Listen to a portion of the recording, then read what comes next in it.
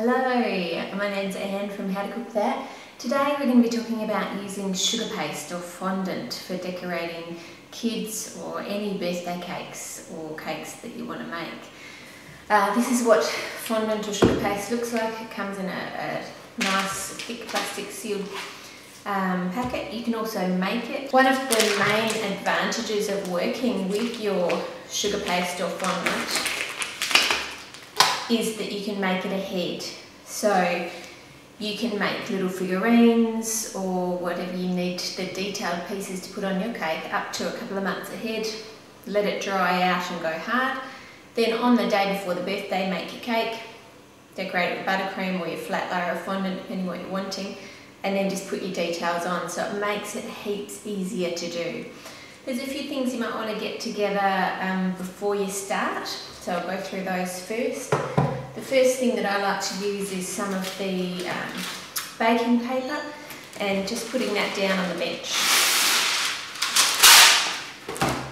What that does is it just stops the sugar paste or the fondant from sticking to your bench top. So you don't want to make a nice work of art or some lettering and then not be able to get it off the bench without it breaking.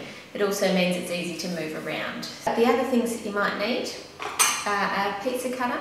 The reason why a pizza cutter is when you're cutting with it through the fondant, if you've rolled it out, a knife tends to drag and change the shape of the fondant, whereas the pizza cutter does a nice straight line without doing it. A fondant rolling pin is a really great tool. They just are nice and smooth, nice and simple, easy to use. They come in all different sizes, but for the sake of making small decorations, a smaller one is fine. I also like to have a straw, various different sizes of straws, a skewer. You can buy specific tools for doing decorating, but you don't really need them. You'll probably find no matter what you're making, you'll have around the house what you need. And then a knife as well is also useful. And some icing sugar. The reason why the icing sugar is if it's too sticky or if it's starting to stick stuff, you can just put some icing sugar on there. You're also going to need a small bowl of water. It's just for when you're sticking pieces together. Now currently we have a whole lump of white fondant here. When you get it out, it might be a bit hard. You just need to give it a bit of a knead to get it soft and workable and pliable, so that it should be about the consistency of Play-Doh. That's what you want. With sugar paste and fondant, you then need to colour it. I have all different colourings here in my handy little box. If you're wanting something which has a lot of black in it, then I suggest that you pre-purchase black fondant or black sugar paste. I've got a chunk of it here. Only because otherwise you're going to use an awful lot of colour to get it that true black. It's easier just to buy a roll of the black and keep it in the freezer for whenever you're doing decorating and you need black. Just make sure you've triple wrapped it in thick plastic, put it in the freezer and you'll be fine. You can get different types of colouring. This is a typical food colouring you'll see in the shops.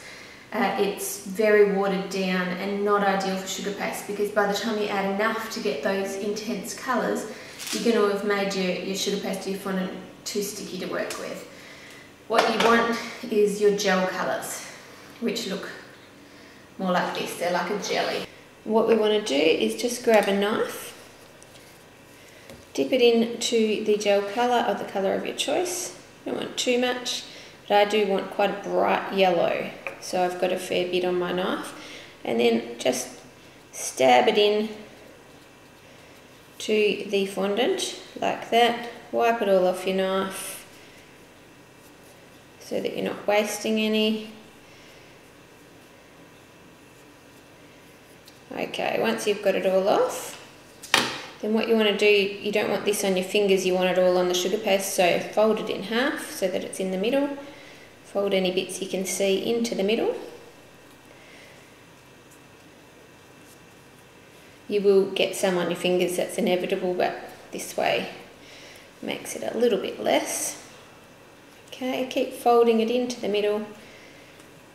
Once you're starting to get a bit of that colour through, you want it to be nice and smooth. So see how at the moment you've still got areas of white, areas of yellow.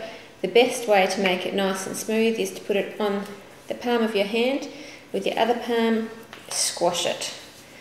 And just continue doing that until you get a nice smooth colour. Now I can tell already that this is not the bright yellow of the Pokemon that I'm making, so I need to add more.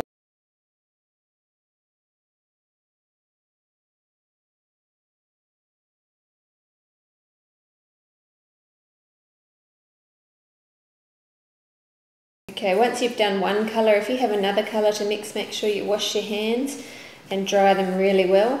The reason why wash your hands obviously is because you have some yellow or some residual of the colour you've just done. You don't want to mix that in.